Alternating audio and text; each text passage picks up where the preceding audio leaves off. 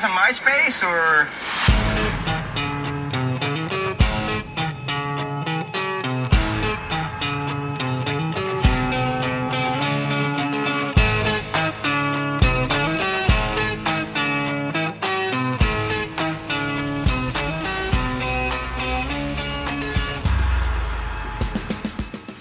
This is your Marijuana Cultivation Cannabis Podcast. I'm your host, Stephen Glansberg. Here, as always, from the James A. Garfield Studios, we're spilling the best cannabis growing tips to help you take your garden to the next level. Today's episode is going to be an absolute game changer. We're diving deep into 5 cutting-edge topics that every cannabis grower needs to know in 2024. Whether you're just sprouting your first seed or you're a seasoned cultivator looking to refine your craft, we've got the insights you need to make this your best growing season yet.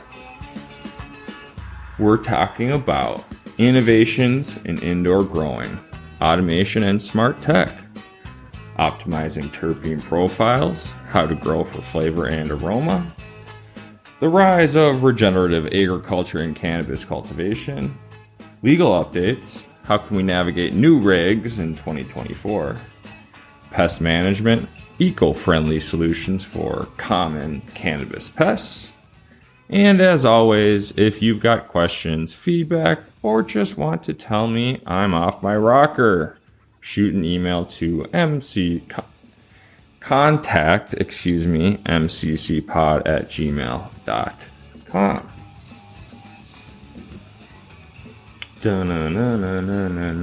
All right.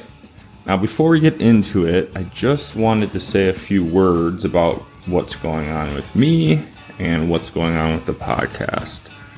I really started this podcast as a fun way to interact with people, but in more of a, in my hands,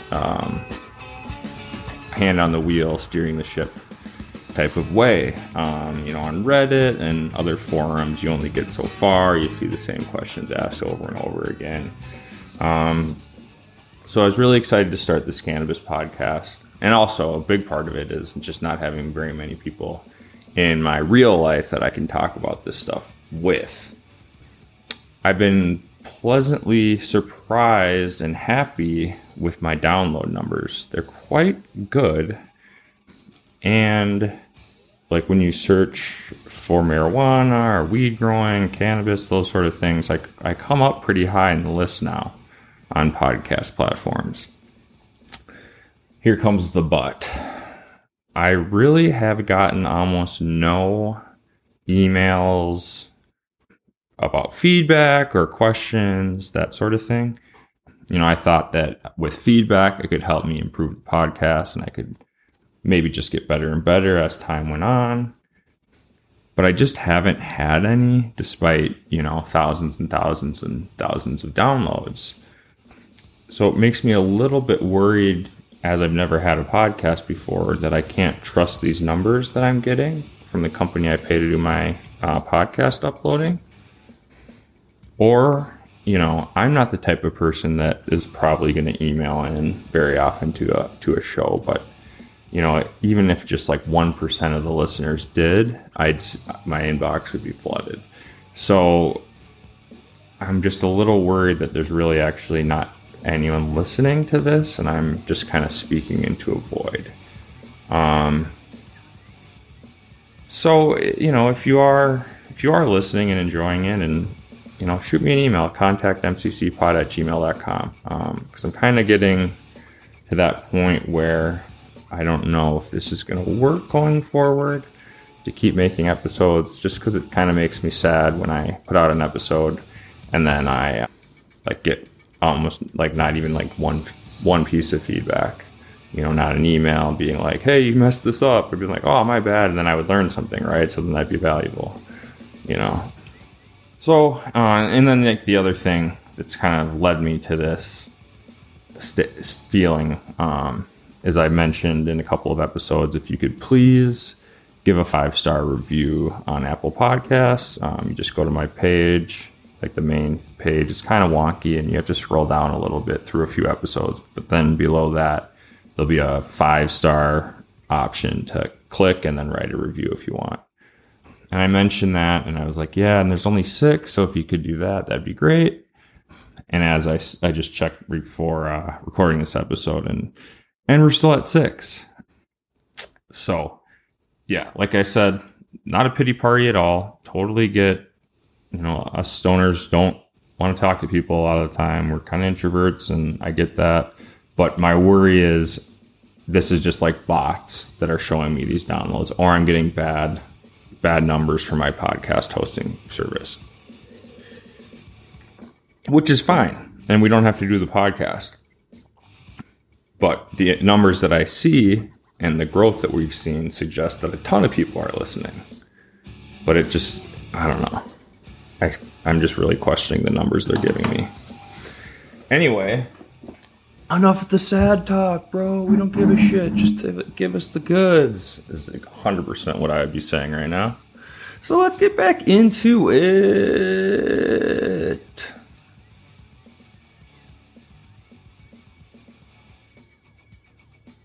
Number 1, innovations in indoor growing, automation and smart tech. This will be the first topic we are covering. First up, let's talk about the future. Automation and smart technology in indoor cannabis cultivation. If you're like me, you're always looking for ways to make your grow more efficient without sacrificing quality. Well, 2024 is the year where automation isn't just for commercial. It's accessible to us home growers too. So we got our smart controllers and our monitors. Amazing.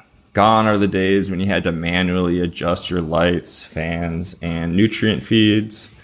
Smart controllers are like the Pulse Pro, Trollmaster, and even do-it-yourself Raspberry Pi setups allow you to monitor and adjust your grow environment remotely. These devices can control temp, humidity, CO2 levels, and even light schedules, all from an app on your phone. Imagine this. You're out enjoying a sunny day and your phone buzzes. It's a notification that your grow room temperature is creeping up. No worries, Mom. You open the app and adjust your HVAC settings on the fly. It's like having a personal assistant who's always on the clock, except this one doesn't steal your lunch from the office fridge. Automatic nutrient dosing. Feeding schedules can be a headache, especially if you're juggling multiple nutrient lines or supplementing with additives. Automatic dosing systems like the Blue Lab Dosetronic and Outgrow IntelliDose can mix and dispense nutrients with precision, ensuring your plants get exactly what they need and when they need it. For hydroponic and aeroponic systems, this is a game changer. Consistency is key in these setups, and automated dosing removes the human error factor. Plus, it frees up your time to focus on other aspects of your grow, or perhaps finally start that hobby you've been putting off, knitting. Anyone?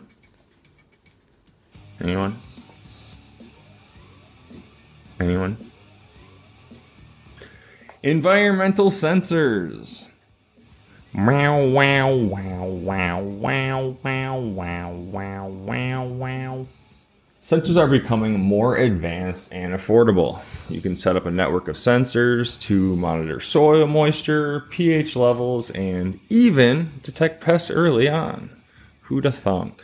Brands like Sensiphone and Growtronics offer systems that can alert you to issues before they become catastrophic.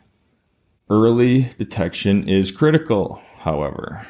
Think of it like having a smoke detector for your grow room, except instead of saving your house, it's saving your precious ladies from a spider mite invasion. And trust me, those little critters are as unwelcome as a skunk at a garden party.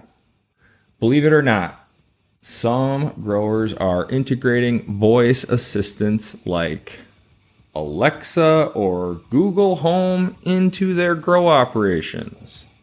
While we're not quite at the point where you can say, hey, Alexa, boost my CO2 levels, we're getting close. Developers are working on apps that could allow voice control over environmental settings. Excuse me, take a cup of water here. It's getting dry where I live, man. It's so funny looking at my monitors and seeing how low the RH is when for such a long time we're battling it to get lower, and now it's like, dang, is that too low?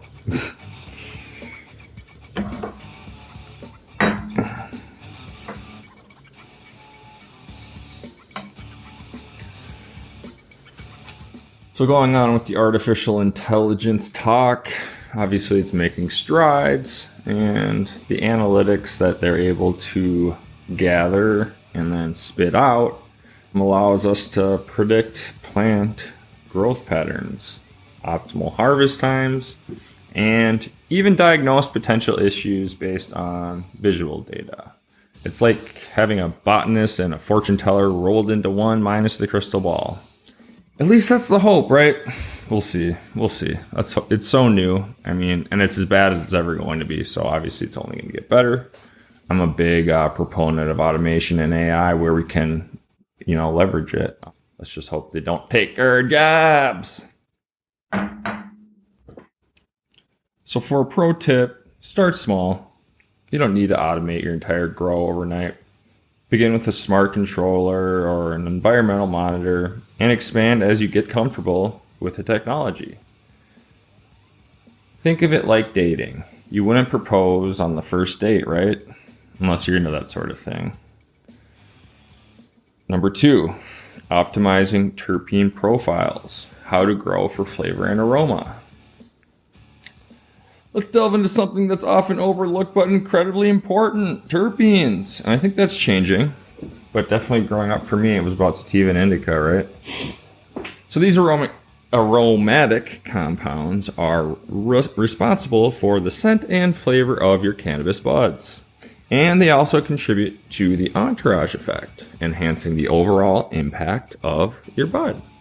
So why do they matter? Well, if you've ever experienced opening a jar and you were hit with a wave of citrus or pine or something earthy, you've experienced the magic of terpenes. In 2024, consumers are becoming more terpene conscious. And growers need to adapt. After all, what's the point of growing if your own? Strike that, reverse that. What's the point of growing your own if it doesn't smell and taste amazing? Terpenes also have therapeutic benefits. Limonene, for example, is uplifting and can relieve stress, while myrcene is known for its relaxing effects. So by optimizing terpene profiles, you're not just enhancing flavor, you are tailoring the experience. So how do we choose our strains for terpenes? Well, we start by selecting genetics known for strong terpene profiles. Some standout strains include Lemon Haze, which is high in limonene. I know I'm not saying that right. And I don't think I ever will. Anyway, it offers a citrusy aroma that's as refreshing as a lemonade on a hot day. And Granddaddy Purple, which is rich in myrcene, provides a sweet grape aroma and deeply relaxing effects. Jack Hare, loaded with pinene, delivers a pine forest scent and a clear-headed high. Skittles, known for its fruity, candy-like aroma, it's like a tropical vacation in bud form. Gelato number 33 offers a complex mix of mint, citrus, and sweet aromas, perfect for those who like a little mystery. Let's talk about environmental factors. Terpene production can be influenced by your grow. Here are some tips. Temp and humidity can affect this greatly. Make sure to keep your temperature slightly lower during the late flowering stage. High temperatures can cause terpenes to evaporate. Aim for daytime temps around 70 to 75 Fahrenheit for you guys over in the US. and 21 to 24 degrees Celsius for everybody else, and slightly cooler at night. Light spectrum. UVB light supplementation has been shown to increase terpene and cannabinoid production. Consider using full spectrum LEDs that include UVB wavelengths. Stress techniques. Mild plant stress like controlled drought conditions or light stress can sometimes boost terpene levels, but be cautious. Not all stress is good stress. It's a fine line between encouraging terpene production and ending up with a plant that's stressed out as a cat in a room full of rocking chairs.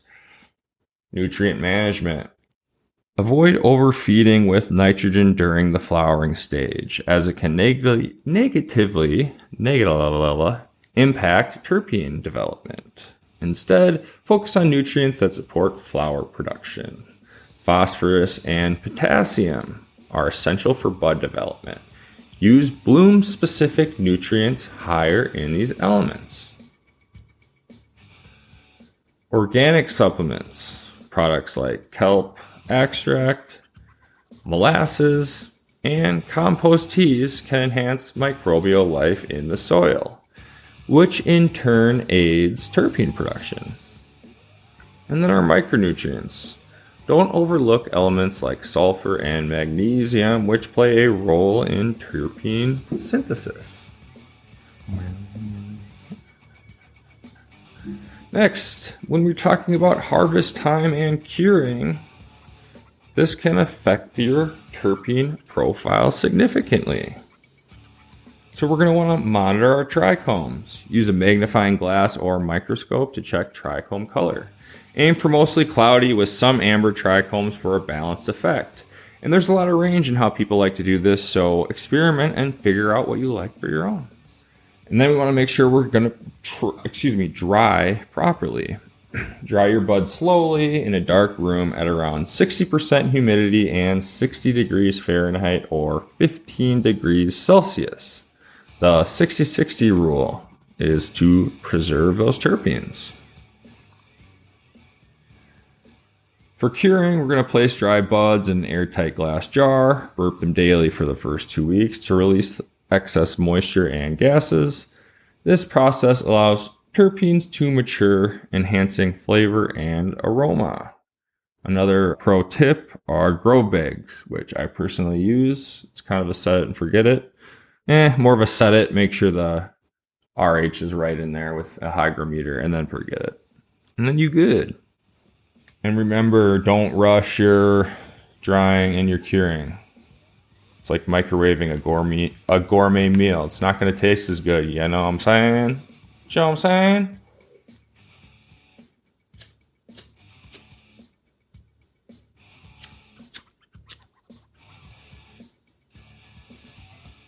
Let's shift gears and talk about regenerative agriculture.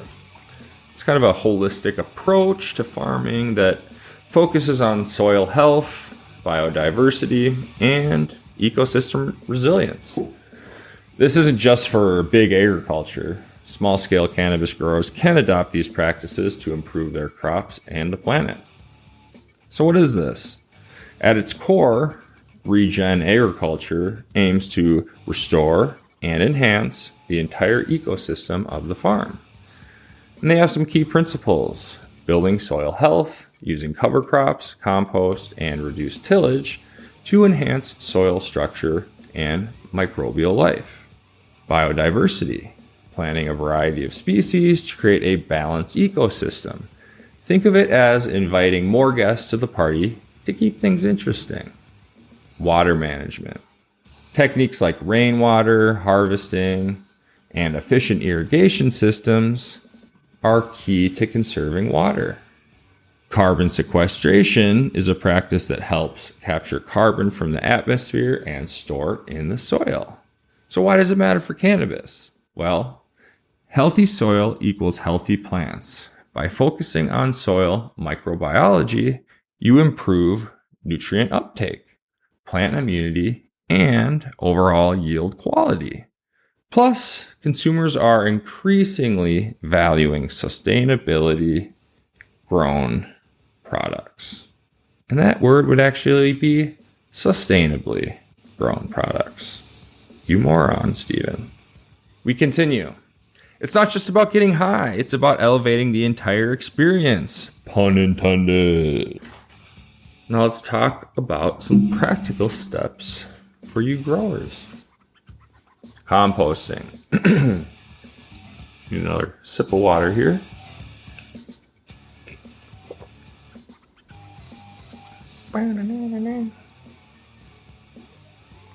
Start your own compost pile to recycle plant waste into nutrient-rich soil. It's like the circle of life, but without the singing lions. Womp womp. Cover crops. Planting legumes or grasses during the off-season can fix nitrogen and prevent soil erosion. Clover and alfalfa are excellent choices. Then we have no-till farming, which reduces soil disturbance, preserving the microbial networks that help your plants thrive. This means less work for you and your happier soil organisms. And funny as it sounds, but we have some beneficial insects. Introduce predators like ladybugs or praying mantises to control pests. It's like hosting a medieval joust in your garden. Let the good bugs vanquish the bad. And then there's the mycorrhizal fungi. Another one he's never going to say right. Incorporate products like great mycorrhizae. All right, I'm just going to spell it for you. Corrhizae. To enhance root systems and nutrient uptake. These fungi form symbiotic relationships. Kid can't even read. With your plants, extending their root network. Some real world examples. Some of the most renowned cannabis farms are adopting regenerative practices. Dragonfly Earth Medicine, who are pioneers in regen cannabis, even offer a pure certified program for growers who meet rigorous sustainability standards. Sunbolt Grown, located in Humboldt County over in California, are dedicated to regenerative practices and producing high quality sun-grown cannabis. Now a plug. Pro tip, even if you're an indoor grower, you can apply regen principles, use living soils, organic nutrients, and focus on creating a mini ecosystem in your pots. Remember, it's not the size of the garden, it's the motion of the ocean, or in this case, the health of your soil. Now, for the segment that I always hope we can just get rid of. When weed is legal everywhere. Alas, 'tis not the case yet. So we have the segment. Let's talk about legal updates and navigating new regs in the year of our Lord 2024. Obviously, stuff is evolving rapidly, and we got to stay compliant. Whether you're a home grower or a commercial cultivator. At least if you're like me and you're paranoid about everything, you want to stay compliant. I'm always thinking I'm going to get in trouble for something, you know? So as long as that's why I always make sure I follow the rules, right? I'm not winking. So let's look at some federal and state changes over there in the US of A. While cannabis remains illegal at the federal level in the US, there are significant movements toward change. In terms of Fed legislation, bills proposing federal decriminalization and even legalization are gaining traction. The MORE Act, which stands for the Marijuana Opportunity Reinvestment and Expungement Act, aims to remove cannabis from the Controlled Substances Act. State legalizations, states like New York, Virginia, Connecticut, and New Mexico have recently legalized recreational cannabis. each state has its own regulations, so it's essential to familiar yourself with local laws.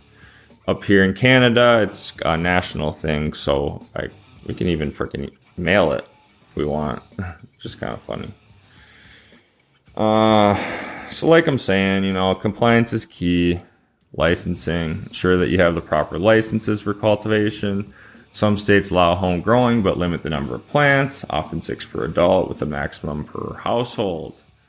And, I've had a thing or two happen to me in the past when it came to growing marijuana illegally before it was legal here in Canada. And it just sucks, man.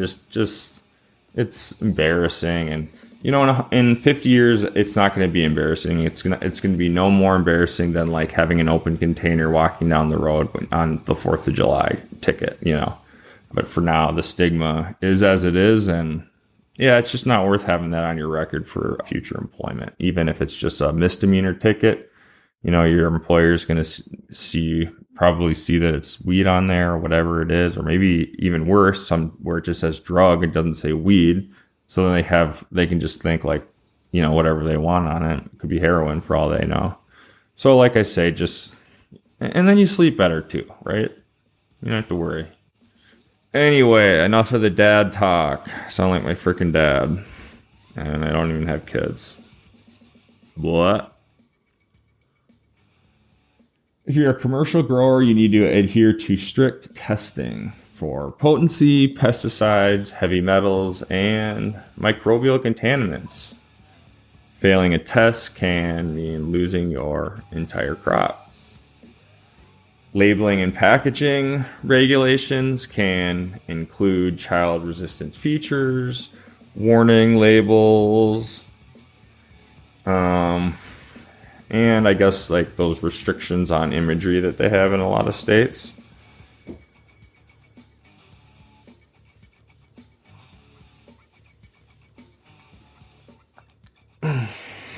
And I like to obviously talk outside of the US since I'm not even there, and when I look at the download numbers, I get them from everywhere, so we can't just focus on them.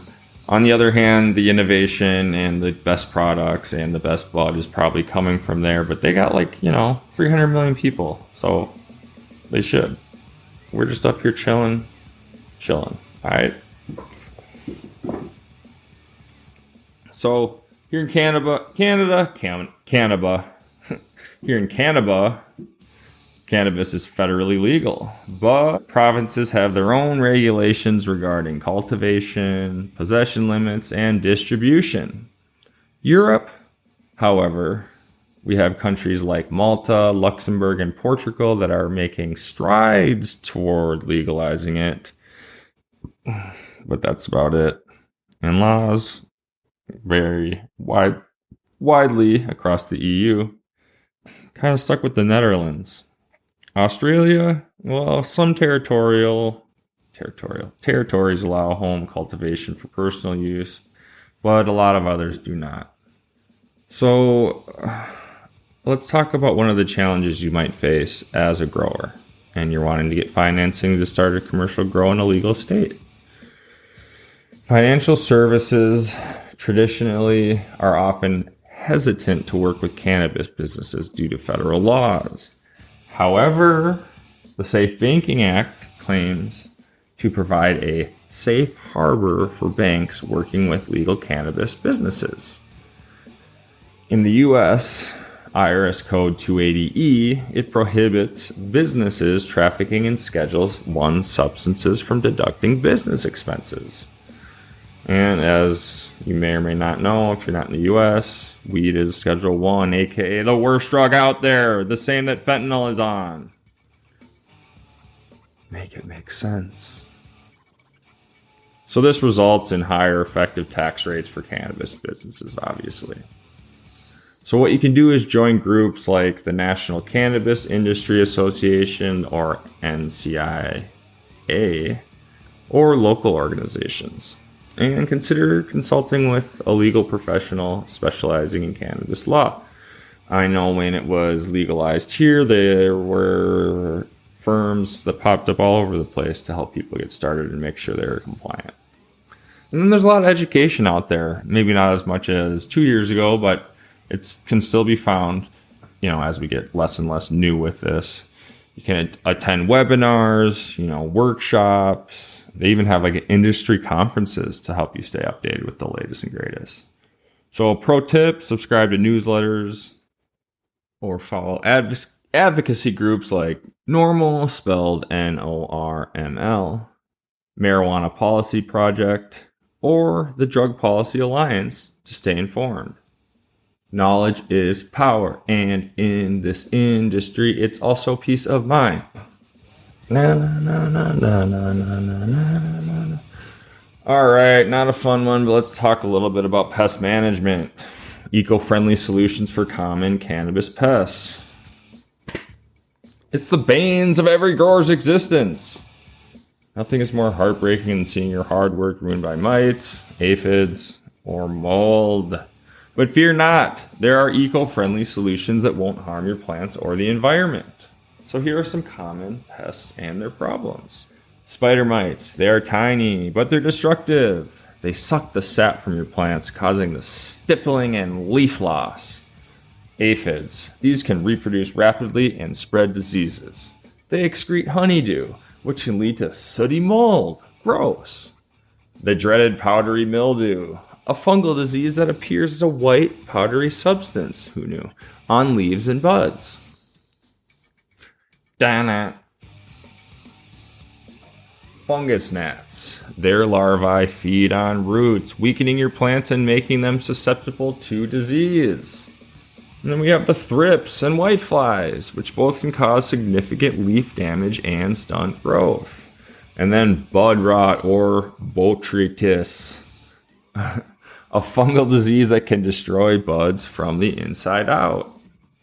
And then let's talk about integrated pest management, which a lot of folks try and do. It's a holistic approach that combines different strats for long-term pest control. It's like assembling an Avengers team against pests, but without the collateral city damage. Quarantine new plants always.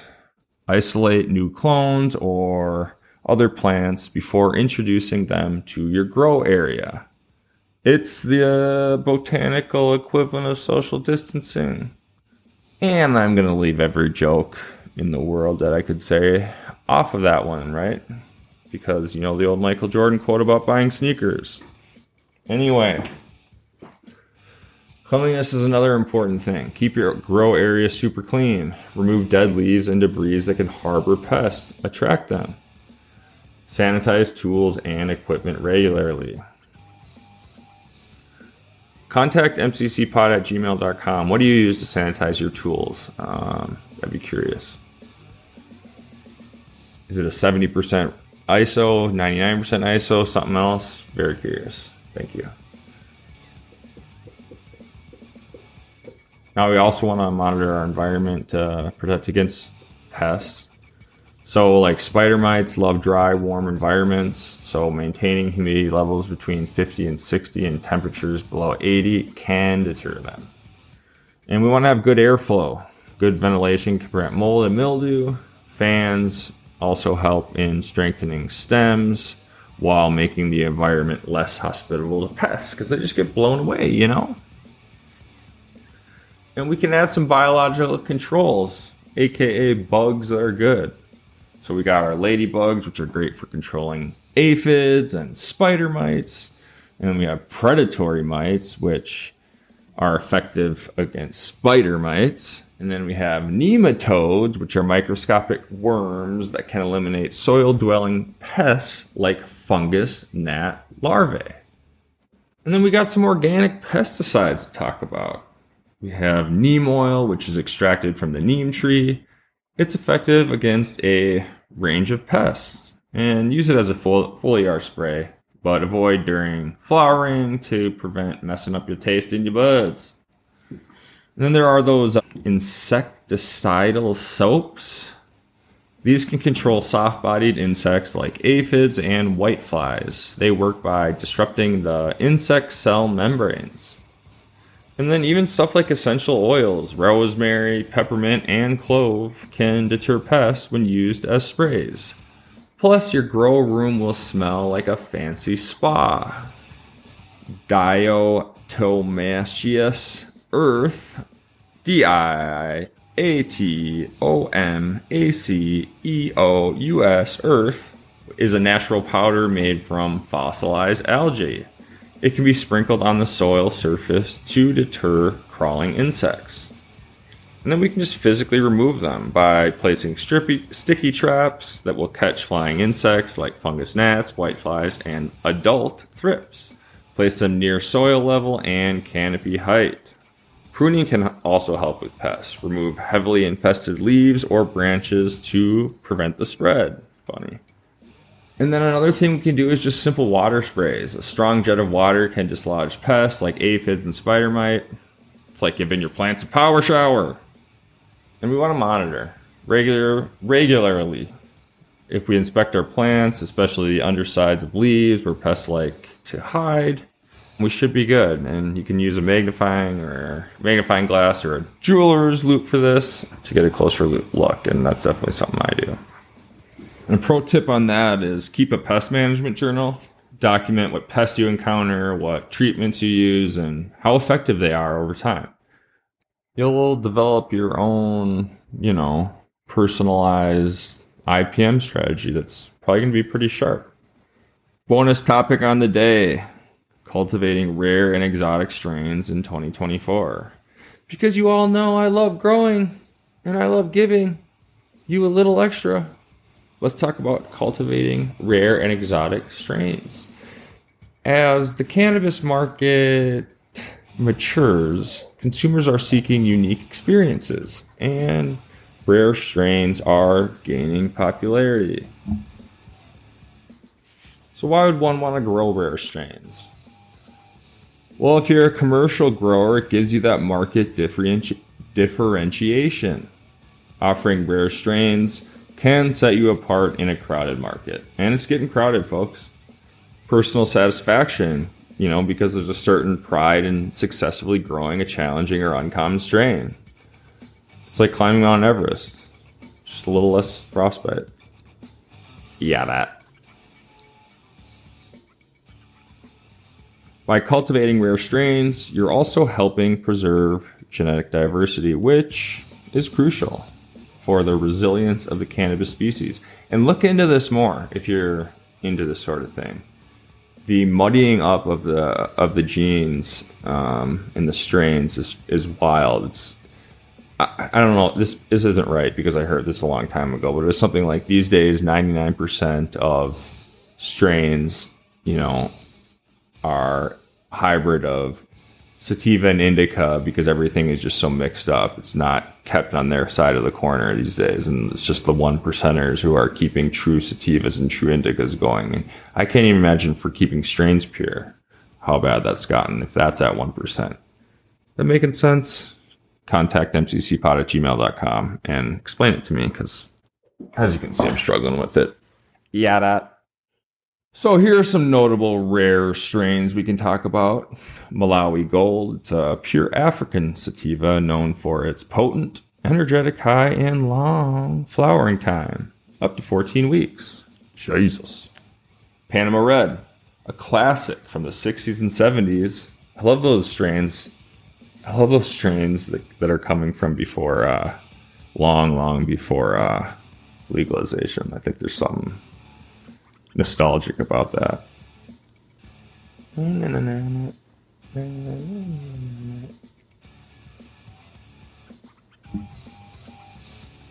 Computer issues. Are we back now? Are we back now? Are we back now? Are we back now? Are we back now? Are we back now? All right. I think we're back. All my screen's in black. They don't want me getting the word out there about the old school strains being better. Anyway. Panama Red, a classic from the 60s and 70s, offering a mellow, euphoric experience. It's a trip back in time, like I was saying, without needing a DeLorean. Womp womp. Sorry, I couldn't help myself. Lamb's Bread, a Jamaican sativa reportedly favored by Bob Marley himself, known for its uplifting effects. I'm going to have to try some of that. Dr. Grinspoon, named after cannabis advocate Dr. Lester Grinspoon. This strain has a unique, almost pure sativa bud structure.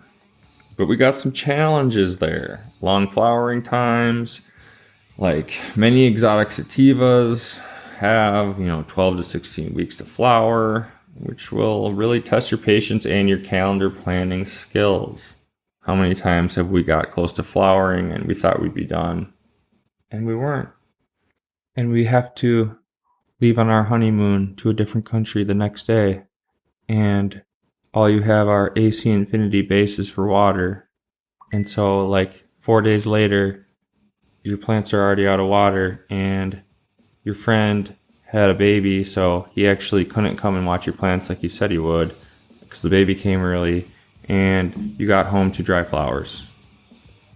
Just as an example, a hypothetical. I have never known anyone for that to happen to, but just as a hypothetical for a new grower back in the day. You know what I'm saying, dog? Wow.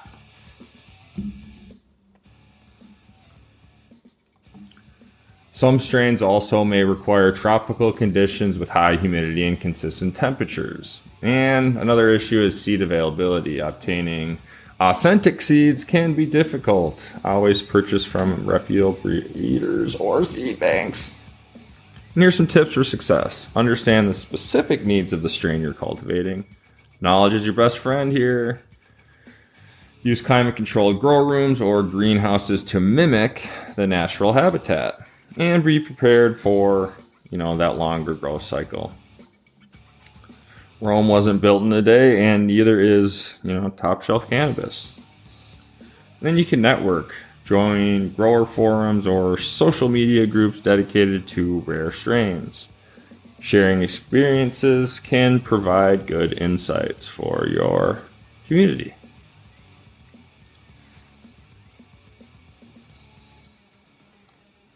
All right. So that's the podcast. Thanks so much for listening all the way through. If you're still listening, that's amazing. Hope I didn't bore you too badly. Just like I said at the beginning of the episode, the numbers look really good for the podcast. I show up really high in the feed, in iTunes or whatever, or Apple Podcasts when you put in weed growing or marijuana growing. I come right to the top, at least the top 4 or 5, which is really cool.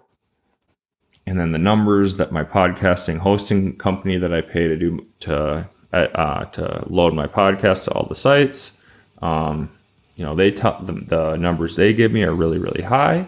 And the issue with all that is I'm not getting almost any interaction. So my fear is these numbers that I'm getting are bots, and I'm just shelling out, their hosting fee money every month, and it's for nothing, and they're just giving me bad data. So, and I'm saying this all again because sometimes people skip through the beginning. So for those folks, an example of what made me really think that no one's actually listening is, in a couple episodes, I just asked if anyone could write a review in Apple Podcasts. You just go to the show page, my show page, the Cultivation Cannabis Podcast, and scroll down a little bit, and there's a place to put 5 stars. And I was like, I only have 6, so if we get a few people to do that, that'd be great. And I looked right before we started recording, and it's still only at 6. So again, not a pity party for me. I'm just trying to see if this is good data that I'm getting back from the podcasting service, because it doesn't seem like these are real people listening to the podcast. So ContactMCCPod at gmail.com if you want to reach out and talk about anything, questions, or say you're listening and to tell me to keep going. That'd be sweet. What was the other thing? Oh, and another way I would know is if people could leave those reviews. That'd be great. So yeah, it's really fun doing it, and it's not like I'm complaining or anything. I love doing this. I'm just not exactly getting what I was trying to get out of it, which was a little bit of back and forth and interaction. And otherwise, it just kind of feels like I'm writing an essay and then just reading it to no one. Although I do learn a lot through my research too. So, life is good. Just trying to figure out next steps for this little podcast here. Thanks so much for listening. Love you.